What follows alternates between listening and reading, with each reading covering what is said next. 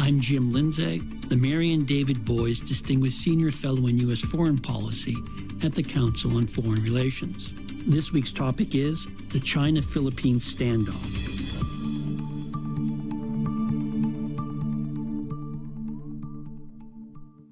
With me to discuss the ongoing confrontation between China and the Philippines over their competing claims in the South China Sea and what it all means for the United States is Derek Grossman.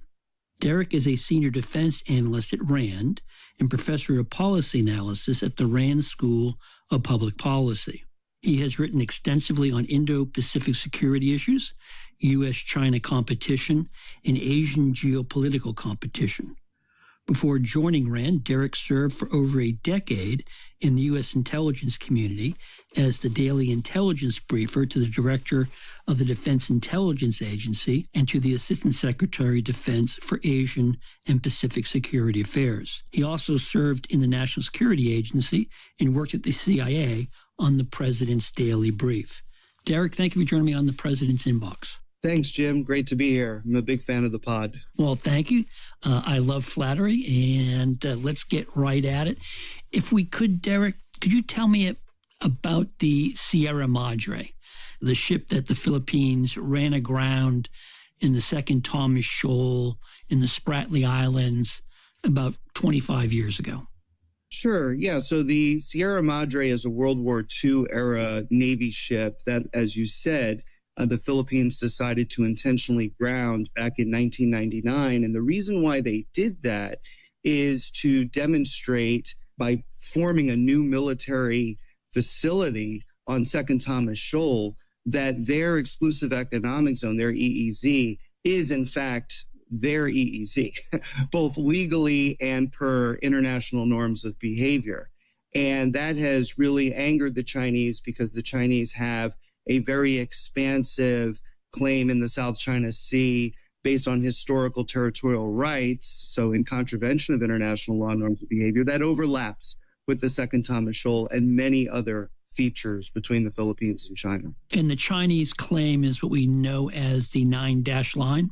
That's right, although it's been recently updated to the 10-dash line, which includes a dash through the Taiwan Strait, but it's commonly still referred to as the 9-dash line. So help me understand a little bit about what we're talking about specifically in terms of the Spratly Islands and the Second Thomas Shoal. We're not talking about beachfront property where you put up a beach umbrella and bring a cooler of your favorite adult beverages. These are maritime features that are under the water but close to the surface. So why exactly does having a ship, which by my understanding is rotting and falling apart, prove any claim? Well, like you said, these are not beachfront property. These are, in fact, I'm very careful not to say that they are islands because many or most of them are actually not islands by the technical definition. I like to use the term features because many are submerged during high tide and things like that. So in the case of grounding the Sierra Madre, the purpose was to show that this is, in fact, part of the Philippines' EEZ. It's one way to do it. It's not the only way to do it, of course. And the reality is in the Spratly Islands, that's where most of the disputes are in the South China Sea. There's several other areas, for example, the Paracel Islands, Scarborough Shoal, there's others, right? But the Spratlys is where there's the most overlap, not just between China and the Philippines, but also between China and Malaysia, China and Brunei, a little bit between China and Indonesia, even though Indonesia is not a formal counterclaimant to China on this, right? And then, of course, Vietnam, right? And then all of the countries that I just mentioned in Southeast Asia, they, to some extent, have overlapping claims with each other, right? So this is a dispute that is ongoing and doesn't really have a clear solution. Back in 2014, the Philippines took China to an international arbitration tribunal, and they were able to get a ruling in 2016 in their favor. But that's a court ruling and not necessarily an enforceable ruling, right? So that's why the standoffs continue in the South China Sea. So, Derek, help me understand the legal issue at play, because China is a party to the UN Convention on the Law of the Sea. The Philippines is as well. the reason that countries drafted UNCLOS, as it's called, was to settle issues like this. So why is there a dispute, particularly given that Philippines did win this international tribunal hearing? And I understand the Chinese rejected the conclusion of the international tribunal. But I often hear Chinese officials tell me how they're committed to the rule of law and a stable world order in peaceful relations. So what is their argument for giving the back of the hand to this finding by an international arbitration panel? Yeah, it's really quite the contradiction, Jim, because China was one of the originators of UNCLOS. They were in the room when it was formed. And several decades have passed now. And what I think has changed is that China has improved its military capabilities. It is much stronger in the South China Sea and elsewhere, mainly due to its strong economy. And it is said, on many occasions that essentially might makes right. Bigger countries should rule over smaller countries, right? And not to mention that Xi Jinping, who rose to power in 2012 and has been there since, the leader of China, he has been dusting off maps from the Ming and Qing dynasty, so hundreds of years ago, to demonstrate that Chinese fishermen have traditionally fished in these waters. So when I mentioned earlier that their claims are based on historical territorial rights, we're talking, really about these are Chinese sovereign waters dating back to when China was really the center of the world, was a great empire before mostly Western colonialism and later Japanese colonialism reduced China to a much weaker country. And so Xi Jinping's mandate, as he sees it, is essentially to rejuvenate China by 2049, which is the 100th anniversary of the founding of the People's Republic of China, to reverse this national century of humiliation that preceded it, really from the late 1830s to 1949, right? And so the South China Sea, they've actually said in the past, it's a core interest, right? They view it as sovereign waters, not in the sense of, it's subjected to international law and norms of behavior. And the only reason, Jim, that I can see as to why they've changed their view on it is because they are stronger and more confident today than they were in the past. And the fact that the U.S. has never ratified UNCLOS. We're a signatory to it, but we've never ratified it. That puts us in an awkward position to say that we want to enforce international law and norms of behavior, and yet we are not actually fully invested in UNCLOS. So that's another kind of side problem that creates more problems for us. So, Derek, help me understand the practical consequences of the Chinese claim. I take it that there are references by Xi to traditional Chinese fishing waters. I'm not quite clear as to why going someplace to fish gives you sovereign right over those fishing grounds, but we'll push that aside. Is there a strategic interest here or an economic interest here that's driving Chinese claims? So I think for sure there's an economic interest because there's always talk about the potential for large oil and gas deposits at the bottom of the South China Sea. But, more recently, with deep sea mining, right, becoming a thing. And we're actually just, days away from the United Nations International Seabed Authority making a big decision on whether countries can offer third-party nations access to their EEZ to do deep sea mining within them, right? And China, is going to have a lot of these licenses potentially, especially out in the Pacific Islands region, right? So there's a lot at stake in terms of deep sea mining of critical minerals, in order to, make batteries, to make electric vehicles, things like that, military technology as part of it. Nickel and cobalt are big ones, lithium as well. So there's that aspect for sure. But I would say that the most important thing, frankly, is the fishing, right? Because as China's middle class continues to expand, their literally and figuratively, their appetite for fish and more broadly for seafood is exploding. And so China has to be able to meet that demand by continuing to fish. And what has happened in the South China Sea?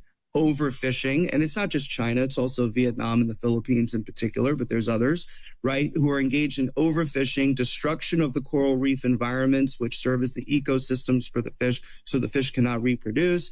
And not to mention there's also pollution, right, that dramatically impacts the condition of the South China Sea and climate change, where fish are moving away to different areas. And so I've been told by scientists on this that, in fact, fisheries in the South China Sea might be 90% gone and never coming back. And that's why we see Chinese deep sea fleets farther afield from the South China Sea. But that doesn't mean that there aren't still some good areas of fishing. Scarborough Shoal in particular, which is also the Japanese. Yeah, disputed with the Japanese. So there's still, I think, and then strategically, I mean, why not have bases in the South China Sea? Right now, China has 3 in the Spratlys, 1 in the Parasols, in order to continue to intimidate regional neighbors that can't fight back as effectively as the United States. Most importantly, Vietnam, right? Because Vietnam's EEZ has tremendous overlap with China, and China wants to be able to intimidate Vietnam so that they are unable to conduct fishing there alongside the Chinese or without the permission of the Chinese. The confrontation between China and the Philippines, Derek, has seemingly escalated over the last 12 to 18 months as the Chinese have sent vessels in to prevent the Philippines from resupplying the naval and marine contingent that is on the Sierra Madre. And again, this is part of the desire of Manila to want to establish that this is its EEZ. My understanding is, again, that the Sierra Madre is showing the wear and tear of being essentially run aground on a reef for 25 years, subjected to the elements. So tell me a little bit about what each side sees itself as doing. So for the Filipino side, their primary objective is maintaining the Sierra Madre on Second Thomas Shoal. As you mentioned, it's been there now, so really for over 25 years, it's rusting away, right? And in order to keep that ship in place as part of their resupply, they need to bring in materials that can reinforce the ship. And in addition, they have Filipino troops that are stationed on the ship. So they need to do waste removal and they need to bring in food and other supplies to maintain that outpost. For the Chinese side, they're trying to disrupt that resupply. And ultimately what they want is for the Philippines to drag the ship off Second Thomas and admit that they were wrong, and groundings to drag the ship off Second Thomas and admit that they were wrong and grounding it in the first place. But a second best option would be to have the Sierra Madre simply just fall apart into the ocean. And then there is no more need for a resupply. So what's wound up happening is that every few months, the Filipinos need to do the resupply. And they were not telling the Chinese in advance that they were going to do this. But of course, the Chinese, with their advanced surveillance capabilities, were able to tell well in advance, that the Philippines were going to do this. And so then they would intercept. And in order to not trigger the U.S.-Philippines Mutual Defense Treaty from 1951, which says that if, the Philippines government or military assets are ever attacked, that would trigger the treaty that would bring the U.S. into the fold, right? So in order to not trigger that treaty, the Chinese have been engaged to the fold. Right. So in order to not trigger that treaty, the Chinese have been engaged in gray zone operations. And this has taken multiple forms, such as firing water cannons at resupply ships, harassing them, trying to blind assets with military grade lasers, things like that. I was actually in the Philippines the week after June 17th last year, which was when things really came to a head, because during a resupply, a Philippine Navy ship was rammed by a Chinese ship, and one of the sailors lost his thumb. And that was considered a humanitarian situation. So the Philippines called for China to stop so that they can get emergency personnel in to evacuate him. And then in the weeks that followed, and I kind of had a front seat for this, Manila was trying to figure out, well, what can we do to lower tensions? And so by the following month, by July of 2024, China and the Philippines reached a provisional agreement, quote unquote. The details have never been disclosed publicly, but what it sounds like, and both sides dispute what's in it, of course. Okay, but what it sounds like is that the Philippines quietly agreed to give a 24-hour notice to China that they're about to do the resupply, and that China would also be assured that there are no materials in there that could buttress the ship. right? Although that's, what counts and what doesn't. I mean, that I think is up for real debate. And so what we have seen since July of 2024 is really a dialing back of tensions at the Second Thomas Shoal, which I think is interesting because it could serve as a template going forward. But to what extent did the Philippines kind of sacrifice its sovereignty in making such an agreement? I think we can have that debate. I will note that the Chinese may have dialed things back from the actions of mid-June of last year. But in September, a Chinese vessel rammed a resupply ship that happened to be carrying a crew of 60 Minutes people who were covering the story. So it's not as if the Chinese have taken a entirely pacific approach to the dispute. Well, the Chinese have been clear that the provisional agreement only relates to Second Thomas Shoal. That's it, right? And so for disputes, they'd have to come up with new provisional agreement. And I should note that when we talk about the Second Thomas Shoal, it is far closer to Philippines' territory. That's correct, Jim. So you mentioned the issue of the U.S. Mutual Defense Treaty with the Philippines. Help me understand what it is that the United States has actually committed to doing under the terms of that Mutual Defense Treaty. And I ask because I've heard some descriptions of the treaty that suggest it is different in that the Mutual Defense Treaty with the Philippines has a specific reference to undisputed Filipino territory. Yeah, so I think what I would say there is that the U.S. and the Philippines have had this treaty since 1951, and it's pretty clear that as part of it, the U.S. will help the Philippines to defend its sovereignty and territorial integrity. Now, that said, the U.S. has never taken a position on whether the features within the Spratly Islands or anywhere in the South China Sea, for that matter, belong to one country or another. The only thing that has happened is in 2020, during the first Trump administration, you had then Secretary of State Mike Pompeo come out with a statement saying essentially that nations' EEZs, they do exist and are in fact legal, right? And that was a big statement because up to that point, the U.S. hadn't even said that.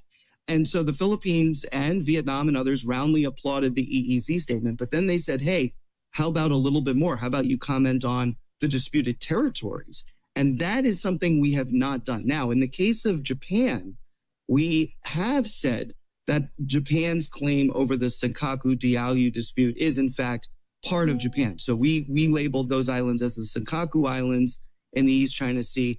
And we have further said that if those islands are ever attacked, they fall under the mutual defense treaty we have with Japan. That's very different than what we have with the Philippines. Now, that said, we also continue to talk about how our alliance with the Philippines is, quote unquote, ironclad.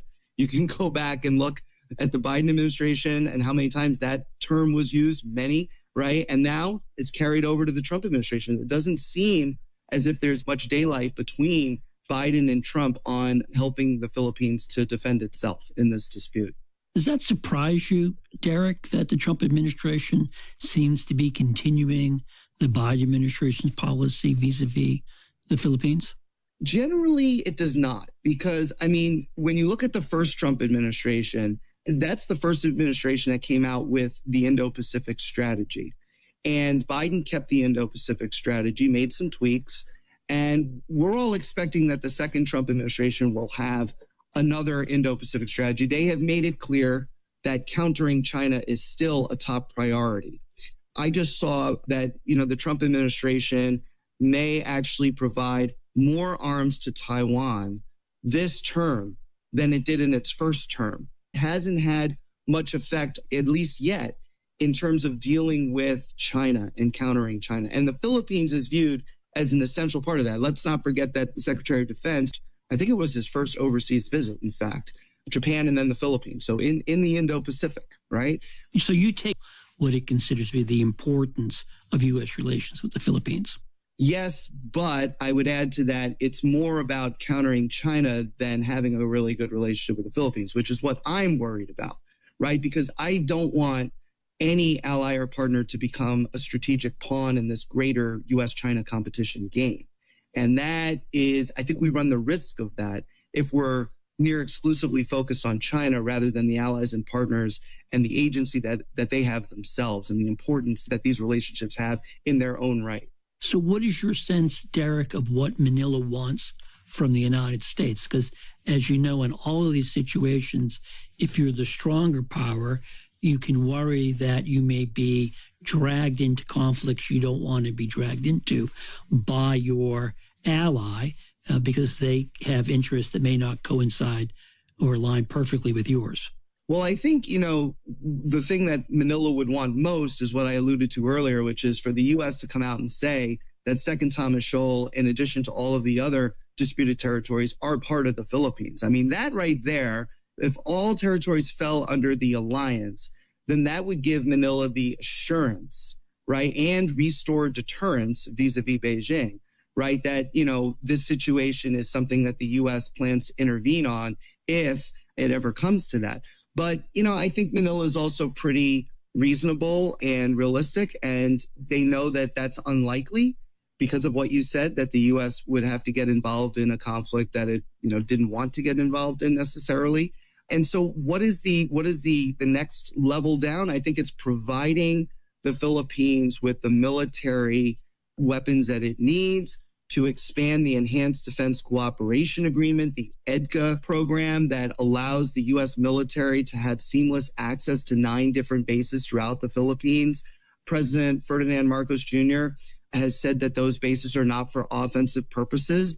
They're for defensive purposes and for humanitarian assistance. That lies in the eye of the beholder, I suppose. Yeah, humanitarian assistance and disaster relief, except, if there is a conflict, it doesn't make sense that we would not have access to those EDCA sites, right? So I think the military side, I think an interesting point was when India sold the BrahMos anti-ship cruise missiles to the Philippines. They could afford that, and it's extremely useful in a South China Sea context. So I would like to see more of that. I think the Philippines would as well. But of course, it's not just military. It's also economic and diplomatic. So it's everything put into one that they're looking for.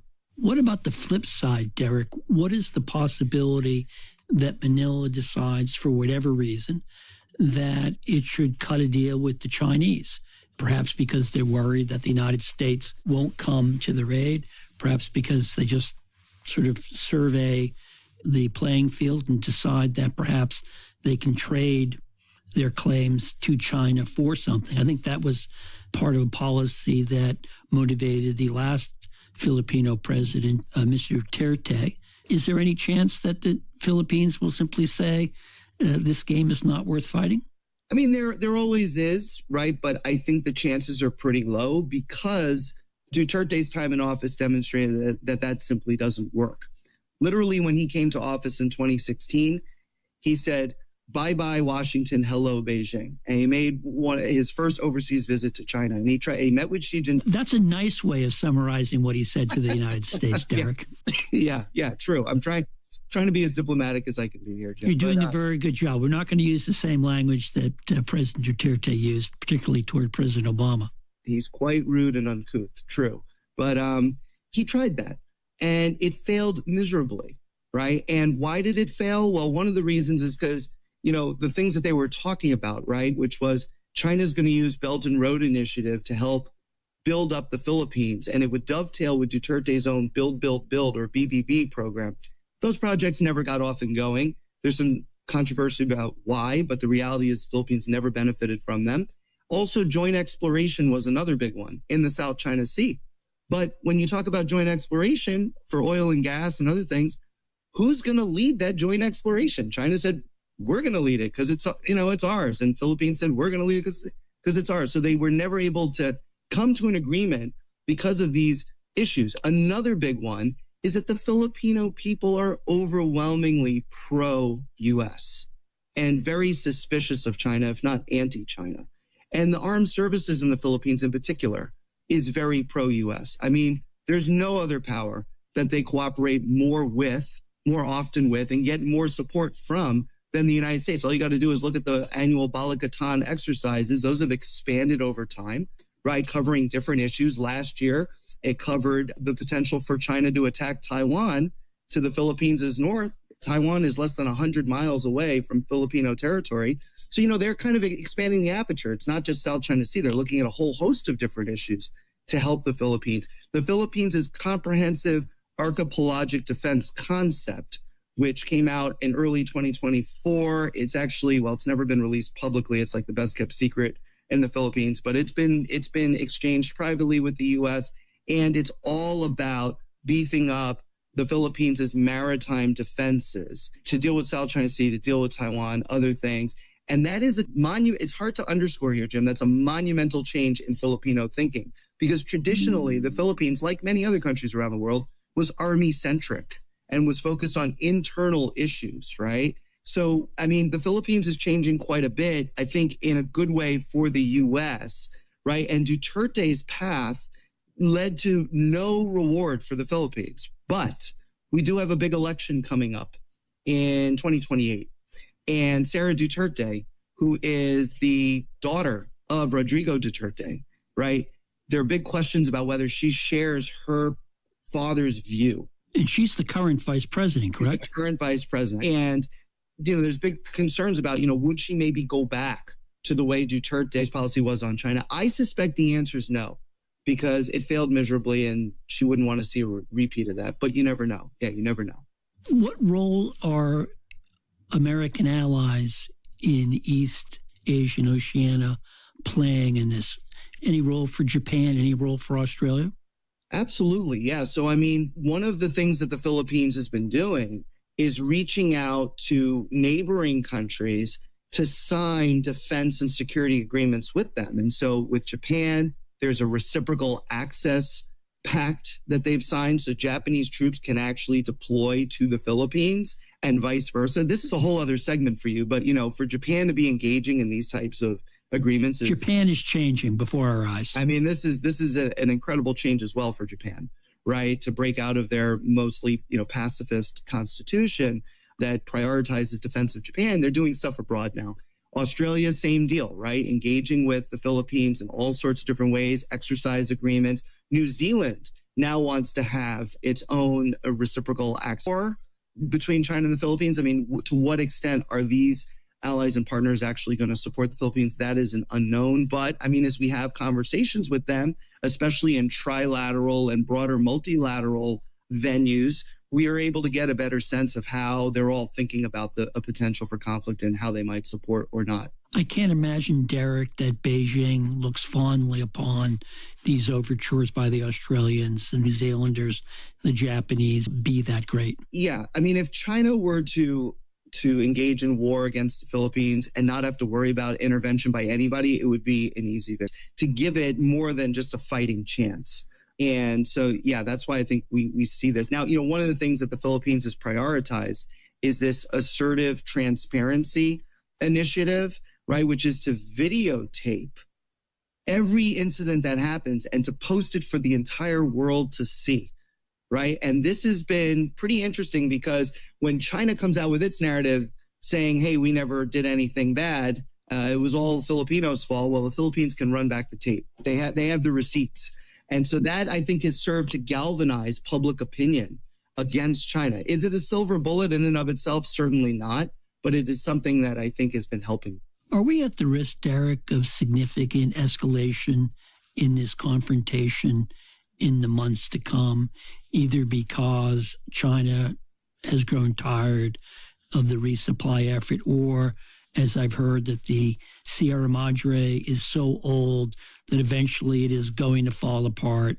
The Filipinos will not be able to send in another vessel or to shore up the existing one for the reasons that you've already mentioned. Just give me some sort of assessment of whether you think this is sort of in a stasis and we're not going to think much about it, or whether all of a sudden people around the world are going to learn about the second Scarborough Shoal. Yeah, so I think it's great that the provisional agreement has been holding, but I don't expect it to hold forever or even really into the next year or two.